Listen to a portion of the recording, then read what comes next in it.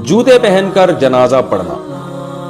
नमाज जनाजा के लिए जूते उतारना क्यों ज़रूरी है? अगर ये दलील है कि हो सकता है जूते में निजासत लगी हो, तो ये एहतमाल तो ज़मीन में भी है कि हो सकता है इस पर कोई नापाकी लगी हो। साजिद हुसैन लाहौर से बड़े ज़हीन समझदार आदमी मालूम होते हैं, आपने बिल्कुल सही कहा। जूता पहन के नमाज जनाजा पढ़ना जायज़ है, हो सकता है ऐसे कुछ नहीं होता।